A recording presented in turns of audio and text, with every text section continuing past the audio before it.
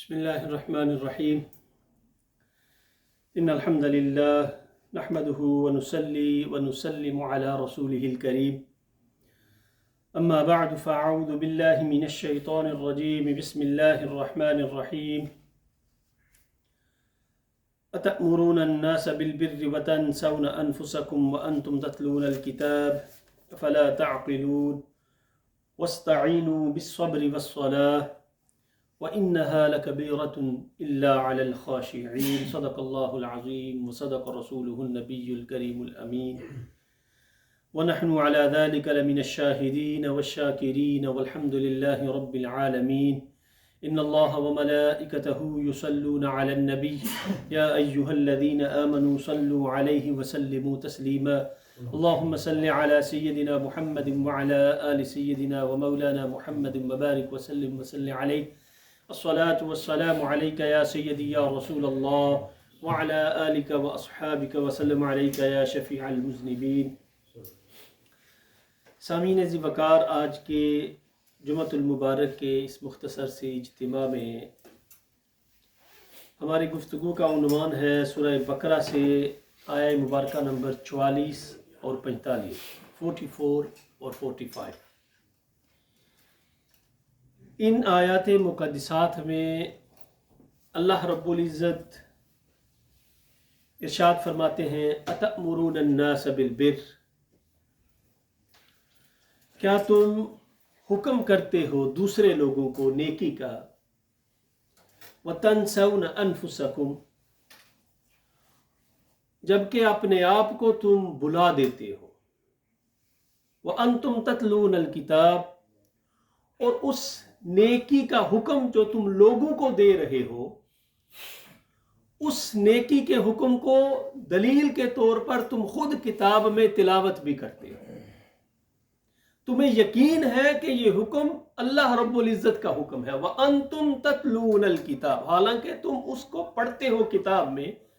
أَفَلَا تَعْقِلُونَ، کیا اتنی بھی سمجھ نہیں ہے کہ ایک حکم جو اللہ نے دیا ہے اور اس کو تم دوسروں کو عمل کرنے کا حکم دے رہے ہو، اور پھر وَتَنْسَوْنَ أَنفُسَكُمْ، تم خود اس حکم سے روگردانی کر رہے ہو، اپنے آپ کو مبرہ کر دیتے ہو، خود کو بلا دیتے ہو۔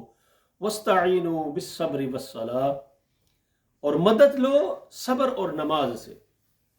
وَإِنَّهَا لَكَبِيرَةٌ إِلَّا عَلَى الْخَاشِعِينَ، بڑا اہم پیغام ہے ان دو آیات میں اللہ رب العزت نے دیا۔ وَإِنَّهَا، بے شک، لَكَبِيرَةٌ إِلَّا عَلَى الْخَاشِعِينَ، یہ جو احکامات کی ادائیگی ہے، بالخصوص نماز کی جو ادائیگی ہے، نماز ضرور باری ہے، انسان پہ بڑا بوجھ ہے۔ دیکھیں کبھی کبھی کہتا ہے ابھی پڑھتا ہوں، ابھی پڑھتا ہوں، ابھی پڑھتا ہوں۔ اکثر ہوتا ہے عشاء کی نماز نہ پڑھی ہو نا تو 10 منٹ 5 منٹ آدھی رات گزر جاتی ہے۔ بڑا باری ہے یہ اللہ۔ وَإِنَّهَا لَكَبِيرَةٌ إِلَّا عَلَى الْخَاشِعِينَ، اگر عاجزی اختیار کرو گے تو اللہ آسانیاں پیدا کرتا جائے، آسانی پیدا فرما دے گا۔ اس سے قبل کی جو آیات ہیں اس میں اللہ رب العزت نے چند عیبوں کا ذکر کیا۔ وہ عیب کیا تھے؟ وہ عیب یہ تھے کہ حق کو باطن کے ساتھ نہ ملاؤ، حق کو حق کہو۔ اب ایک اور عیب کا اللہ رب العزت اس آیہ مبارکہ میں تذکرہ کر رہا ہے جو ظاہری نظر نہیں آتا۔ وہ کیا ہے کہ دوسروں کو نیکی کا حکم دینا جبکہ خود اس پہ عمل نہ کرنا۔ خود اپنے آپ کو اللہ رب العزت اس چیز کا اب حکم دے رہا ہے کہ صرف ایمان لے آنا یہ کافی نہیں ہوگا، اس کے لیے ضروری ہے کہ دوسروں کو اگر تم نیکی کا حکم دیتے ہو تو خود بھی اس پہ عمل پیرا ہو۔ اللہ رب العزت قرآن کریم میں فرمایا تأمرون الناس، لوگوں کو حکم دیتے ہو، خود بلا دیتے ہو۔ آقا علیہ السلام جب معراج پہ تشریف لے گئے تو اس وقت آقا علیہ السلام نے دیکھا کہ کچھ لوگ ایسے ہیں جو اپنی زبانوں کو اور اپنے ہونٹوں کو کاٹ رہے ہیں۔ تو جبرائیل علیہ السلام سے پوچھا جبرائیل یہ کون سے لوگ ہیں؟ فرمایا ہؤلاء الخطباء من اہل الدنیا وفی روایتی من امتک،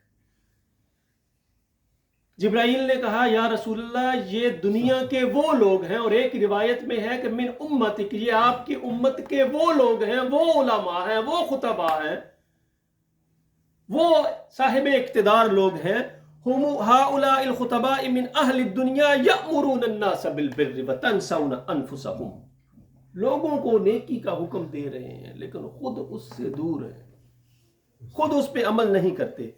وَيَنْسَوْنَ أَنفُسَهُمْ وَهُمْ يَتْلُونَ الْكِتَابَ فَلَا يَعْقِلُونَ، اور انہیں اس بات کا پختہ یقین ہے۔ بعض اوقات ہوتے ہیں نا جب ہم کسی کو بات بتاتے ہیں، کوئی بات کرنے کا حکم دیتے ہیں یا کہتے ہیں، تو انسان خود یقین سے نہیں کہہ رہا ہوتا کہ یہ میں تو آپ کو تو کہہ رہا ہوں عمل کرو اس بات پہ، لیکن مجھے اندر سے یقین نہیں ہے کہ یہ صحیح ہے یا غلط ہے۔ لیکن اللہ نے اس مت کو بھی توڑ دیا یہاں پہ، فرمایا حقیقتاً تم جانتے ہو، وَهُمْ يَتْلُونَ الْكِتَابَ، کتاب کا تم مطالعہ کرتے ہو، تمہیں پتہ ہے کہ یہ اللہ کا حکم ہے، اور پھر کیا ہے وَيَنْسَوْنَ أَنفُسَهُمْ، تم بلا بیٹھے ہو اس چیز کو۔ وَهُمْ يَتْلُونَ الْكِتَابَ أَفَلَا يَعْقِلُونَ، اتنی سی بھی عقل نہیں ہے۔ اور اگلی آیات میں فرمایا وَاسْتَعِينُوا بِالصَّبْرِ وَالصَّلَاةِ، کہ مدد لو صبر اور نماز سے۔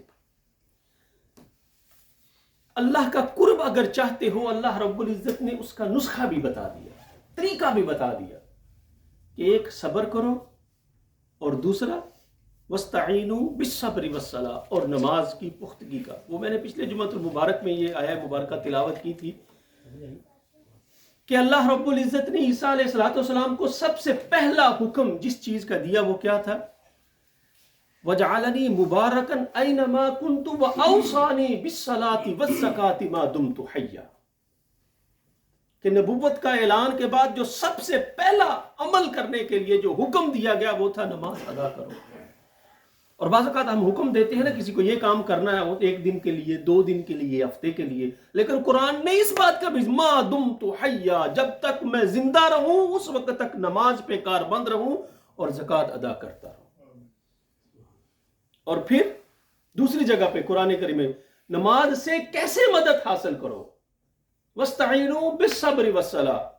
اب دیکھو اللہ رب العزت قرآن کریم میں اسماعیل علیہ السلام کا ذکر کر رہا ہے سورہ مریم میں، فرمایا وَاذْكُرْ فِي الْكِتَابِ اسماعیل اِنَّهُ كَانَ صَادِقَ الْوَعْدِ، نماز کی اہمیت پہ، اِنَّهُ كَانَ صَادِقَ الْوَعْدِ وَكَانَ رَسُولًا نَبِيًّا، اے حبیب ذکر کیجئے نا اسماعیل علیہ السلام کا۔ جیسے نہیں ہوتا ہم آپس میں کسی مجمع میں آپ کسی کے ساتھ بیٹھے ہوئے ہوں، جب بعد میں کبھی یاد آئے تو کہتے ہیں وہ یاد ہے تجھے وہ بات جو ہم نے وہاں پہ کی تھی، تو یہی قرآن کا اسلوب ہے۔ فرمایا وہ ذکر کیجئے نا اسماعیل کا جو ہم نے کتاب میں لکھا ہے، وَاذْكُرْ فِي الْكِتَابِ اسماعیل اِنَّهُ كَانَ صَادِقَ الْوَعْدِ، وعدے کے بڑے سچے تھے، وَكَانَ رَسُولًا نَبِيًّا، اللہ نے منصب نبوت پہ بھی فائز کیا، منصب رسالت پہ بھی فائز کیا۔ وَكَانَ يَأْمُرُ أَهْلَهُ بِالصَّلَاةِ وَالزَّكَاةِ وَكَانَ يَأْمُرُ أَهْلَهُ بِالصَّلَاةِ وَالزَّكَاةِ وَكَانَ عِندَ رَبِّهِ مَرْضِيًّا، دو باتیں کیا کرتے تھے، وہ دو باتیں کیا تھی؟ وَكَانَ يَأْمُرُ أَهْلَهُ، وہ حکم دیا کرتے تھے اپنے اہل عیال کو، اپنے اہل خانہ کو، اپنی اولاد کو، بِالصَّلَاةِ وَالزَّكَاةِ، نماز ادا کرو اور زکوٰۃ ادا کرو۔ یہ آیہ مبارکہ ہمیں دیتی ہے نماز کا وقت ہو اپنے گھر والوں کو، اپنے بچوں کو نماز کی ترغیب دو، انہیں نماز کے لیے کہو۔ وَكَانَ يَأْمُرُ أَهْلَهُ بِالصَّلَاةِ وَالزَّكَاةِ وَكَانَ عِندَ، یہ دو عمل ایسے تھے، ان دو عمل کی برکت سے اللہ رب العزت نے کیا کیا؟ وَكَانَ عِندَ رَبِّهِ مَرْضِيًّا، وہ اپنے رب کے نزدیک بڑے پسندیدہ انسان بن گئے۔ اللہ نے مقام قرب پہ اللہ رب العزت نے ان کو فائز کر دیا، مقام نبوت پہ فائز کر دیا، رسالت پہ فائز کر دیا۔ وَكَانَ يَأْمُرُ أَهْلَهُ بِالصَّلَاةِ وَالزَّكَاةِ مَا دُمْتُ حَيًّا، اور پھر وَاسْتَعِينُوا بِالصَّبْرِ وَالصَّلَاةِ۔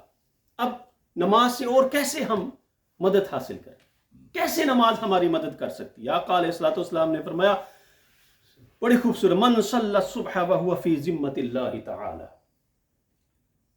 کتنی خوبصورت بات ہے۔ فرمایا جس نے صبح کی نماز ادا کر لی، جماعت کے ساتھ نماز ادا، مَنْ صَلَّى الصُّبْحَ فَهُوَ فِي ذِمَّةِ اللَّهِ تَعَالَى، وہ اللہ کے ذمے میں آ جاتا ہے، وہ اللہ کی پناہ میں آ جاتا ہے، اللہ اس کی حفاظت فرمانا شروع کر دیتا ہے۔ وَهُوَ فِي ذِمَّةِ اللَّهِ فَلَا يَطْلُبَنَّكُمُ اللَّهُ فِي ذِمَّتِهِ بِشَيْءٍ فَيُدْرِكُهُ، اللہ اکبر۔ اور فرمایا اور جس شخص نے اللہ کی ذمہ داری میں خلل ڈالا اللہ اس کو اوندے منہ جہنم میں ڈال دے. جیسے نہیں ہم دنیا میں کسی کو پناہ دیتے کہتے ہیں یہ میری پناہ میں ہے, اس کو اگر کسی نے کوئی نقصان پہنچایا تو میں چھوڑوں گا نہیں اسے. یہ ایک دنیا کا دستور ہے نا.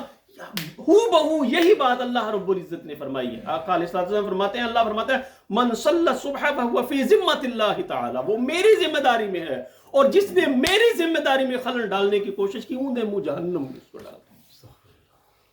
یہ ہے وَاسْتَعِينُوا بِالصَّبْرِ وَالصَّلَاةِ, نماز سے اپنی اعانت کرو, نماز سے اپنی مدد کرو.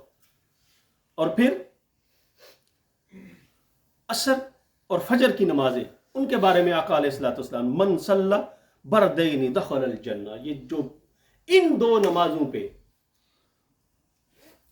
پختگی اختیار کرتا ہے, ہمیشگی اختیار کرتا ہے, یہ نہیں کہ یہ دو نمازیں پڑھو باقی چھوڑ دو. یہ فضائل اللہ رب العزت, آقا علیہ الصلوۃ والسلام فضائل ان دو نمازوں کی کیا فضیلت ہے, کیسے مدد حاصل کر سکتے ہو.